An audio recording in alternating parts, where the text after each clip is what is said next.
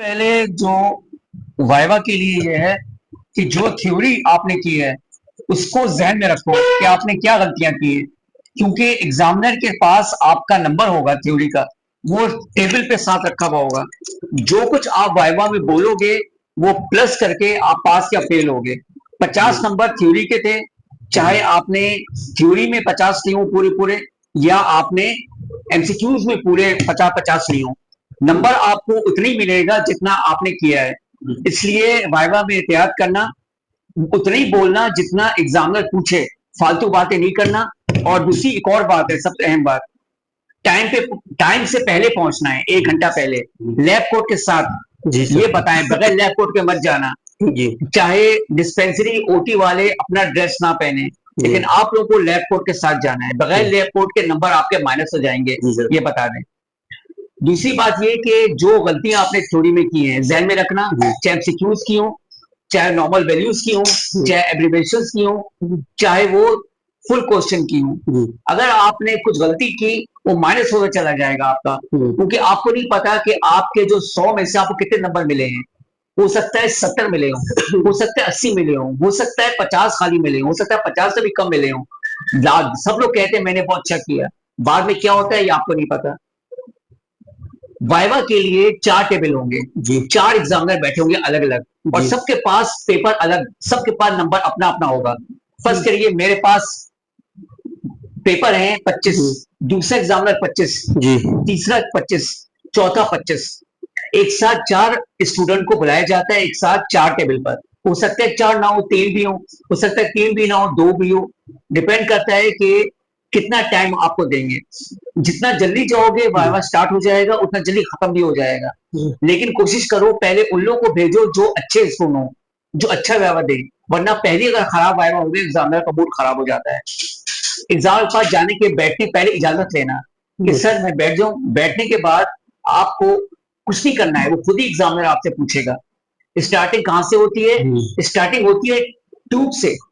आपको पता है 6 या 7 ट्यूबें कॉमन है, जो आपको रखनी है जहन में। कौन कौन सी है? रेड ट्यूब कॉमन, जामनी, पर्पल, आपके पास ब्लैक, फिरोजी, ठीक है, जो आजकल किसकी लिए पीटी पीटी की होता है, येलो, ठीक है, रेड जो अब नहीं इस्तेमाल होती है लेकिन फिर भी वो रख लो, सिंपल ट्यूब कहलाती है। और ग्रे। इसके अलावा ग्रे, इसमें हेपरिन आ गया है, वो आपका ग्रीन, इसमें हेपरिन आ गया आजकल, ठीक है। और इसके अलावा आपके पास 8वां है येलो, जिसमें जेल होता है। ये 7 आपके पास, 7 या 8 आपके पास ये ट्यूबें होंगी। स्टार्टिंग वहीं से स्टार्ट होगा कि मैडम या सर जो भी एक्सपायर्ड होंगे कहेंगे ये ट्यूब क्या है, इस्तेमाल, ये ट्यूब क्या है, इस्तेमाल, ये ट्यूब क्या है, इस्तेमाल। 3-4 अगर आपने सही बोल दिए, आपको फायदा, आपको पूरे पूरे नंबर मार्क्स आपके, चाहे थ्योरी में कम मिले वाइवा की वजह से आप पास। लेकिन अगर आपने ये समझ लो कि मैं थ्योरी को अच्छा किया है, मैं वाइवा पठान से आ जाऊं पास हो जाऊंगा, ऐसा नहीं होता। डिपेंड ऑन वाइवा भी होता है। दूसरी चीज, हो सकता है ना रखी हुई हो, लेकिन कोई सिविल है और सिविल में आज नहीं है, पिछले 100 साल से कौन सी चीज चल रही है? माइक्रोबायोलॉजी। तो माइक्रोबायोलॉजी की वजह से वहां मीडिया के प्लेटें रखी हुई होंगी। प्लेटें रखी होंगी मीडिया की, सिर्फ आपको कलर पहचानना है। ये पहले ट्यूब को बता दिया, ट्यूब को ध्यान में रखो, हर एक के यूज, सिर्फ एक यूज बताना, ज्यादा नहीं। अब जैसे जामनी है, एडीटी है, यानी सीबीसी, कहेंगे क्या डला होता है, आप कहोगे एडीटी है, पूरा नाम पूछेंगे एडीटी है का। अगर आपने बोला है कि ये है हरा वाला हेपरिन, किसके लिए इस्तेमाल होता है ये बोलोगे, ठीक है। अच्छा, आपका ईएसआर, उसके लिए क्या ट्यूब है वो आप बताओगे, ब्लैक कलर। ब्लैक कलर में कौन सा आपका एंटीकोगुलेंट इस्तेमाल होता है? अच्छा, एंटीकोगुलेंट से याद आया कि वो 6 या 7 एंटीकोगुलेंट आपको याद करके जाने, रटे, बिल्कुल रट के। ट्यूबों के अलावा जो ट्यूबें हैं उनके अलावा भी आपको एंटीकोगुलेंट रट के जाना है, क्योंकि उसके बगैर वो आपको माफ नहीं करेंगे, क्योंकि जो सवाल उन्हें नहीं दिया वो पूछेंगे एग्जाम में। अच्छा, जितने सवालात में वैल्यूज आई थी नॉर्मल, जैसे एलएफटी पूछा, values, lipid profile, parameters with values, electrolyte, parameters with values, ठीक है। सीबीसी, आपका CBC parameter with normal values, ठीक है। ये आपका यूसी, इलेक्ट्रोलाइट, इन दोनों का अलग अलग, यूरिया और क्रिएटिन का अलग अलग नॉर्मल वैल्यूज। और सर यूरिन के हवाले उसके बाद यूरिन में कोई खास बात नहीं है, हो सकता है ये रखा हुआ हो सकता है ना भी रखा हुआ हो सकता है। उसको आपसे सिर्फ एक सवाल पूछेंगे, यूरिन डीआर किस तरह किया जाता है? किस तरह? आपको क्या जवाब देना है? आपको जवाब देना है कि सर हम लोग सबसे पहले निहार मुंह का यूरिन मंगवाते हैं नजर आने वाले कंटेनर में। जी सर। नजर आने वाले कंटेनर में निहार मुंह का पहला पेशाब मंगवाते हैं। जी। उस पेशाब को हम लोग 2 हिस्सों में तकसीम कर लेते हैं। एक के लिए हम लोग करते हैं केमिकल, एक को करते हैं सेंट्रीफ्यूज। सेंट्रीफ्यूज के लिए हम लोग 2 ट्यूबें लेते हैं, एक में यूरिन और एक के बराबर पानी, या 2 यूरिन एक साथ लेवल में रखकर हम लोग उसको 10 मिनट तक के लिए सेंट्रीफ्यूज करते हैं। 10 मिनट सेंट्रीफ्यूज करने के बाद उसका ऊपर का जो पानी आता है वो फेंक देते हैं, और नीचे का जो आपका होता है डिपोजिट या रखना डिपोजिट, उसको हल्का सा हिलाकर स्लैब पे डाला, उस पे रखी कवर स्लिप। उसके बाद 10 फोकस किया और उसके बाद 40 पर लेकर आ गए।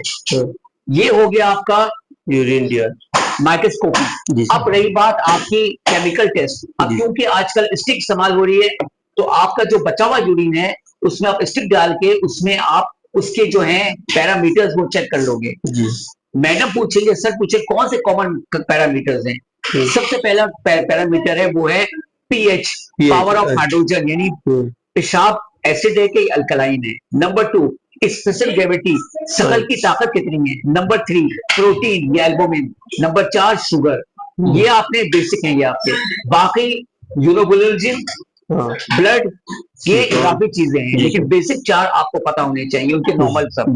ठीक है, उसके बाद ये हो गया। अब आ जाए स्टूल, पूछ सकते हैं कि स्टूल में कौन से कॉमनस पैरासाइट नजर आते हैं? तो आप 2 हिस्सों में डिवाइड करोगे, एक होगा आपका प्रोटोजोआ और एक होगा हेलमिंथिस।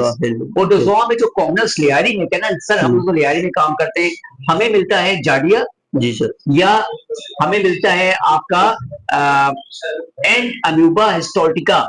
ये 2 मिल गए प्रोटोजोआ में जो एक सेल वाले होते हैं। अगर हेलमिंथिस की बात की जाए तो हमें 2 मिलते हैं बहुत कॉमनस। एक मिलता है हमको एस्क्रीन्स लंबिकोइडिस, हर दूसरे में तकरीबन इतने ही आ रहा है, हर दूसरे में इतने आते हैं, तो ओवा आता है या उसका वॉर्म आता है। और दूसरा है एच नाना, हीमेनोलिपिसस नाना। ये 2 कॉमनस हमारे पास कॉमनस लेयरी में आते हैं। ये ज्यादा कॉमनस एस्क्रीन्स लंबिकोइडिस है। अच्छा, यूरिन में जहां ताल्लुक था माइक्रोस्कोपी का, तो मैडम या सर पूछेंगे क्या क्या आप देखते हो माइक्रोस्कोपी में? कॉमनस क्या है? सबसे पहले पस सेल, उसके बाद एपिथेलियम, उसके बाद रेड सेल, उसके बाद कास्ट, उसके बाद क्रिस्टल, उसके बाद अदर्स। तो pus cell cast, red cell cast, epithelium epithelial cast, special cast hyaline cell cast, granular cell cast. अब आ गई क्रिस्टल्स, 2 में डिवाइड कर लो, एसिड का अलग, अल्कलाइन का अलग। एसिडिक का आ गया तो कॉमनस जो आते हैं लियारी में कैल्शियम ऑक्सलेट। वो क्यों? क्योंकि यहाँ डेयरी प्रोडक्ट्स यानी दूध का इस्तेमाल, दही का इस्तेमाल बहुत ज्यादा किया जाता है, प्लस कैल्शियम बहुत ज्यादा यहाँ पे ये लोग इस्तेमाल करते हैं, फ्री में मिल जाता है, कैल्शियम की गोलियां भागते रहते हैं, इससे कैल्शियम ऑक्सलेट बहुत ज्यादा आता है। अब आ जाओ अल्कलाइन में, दो कॉमनस्ट हैं, ट्रिपल फास्फेट, अमोर्फस फास्फेट। बस आज का इतना। एच पाइलोरी का ये है कि अगर उनके सामने ट्रे रखी हुई तो हर एक के रखे हुए होंगे डिवाइस रखे हुए होंगे। एच पाइलोरी, हेपेटाइटिस बी, सी, एमपी, डेंगू। अच्छा, डेंगू से याद आया कि वो पूछेंगे एमपी का मच्छर, फीमेल एनाफिलीज, तो पूछेंगे डेंगू के मच्छर का नाम क्या है, वो आप पढ़ के जाना है स्पेलिंग के साथ। वो आप खुद देख लेना, सर्च कर लेना। बस आज का इतना काफी। शुक्रिया सर।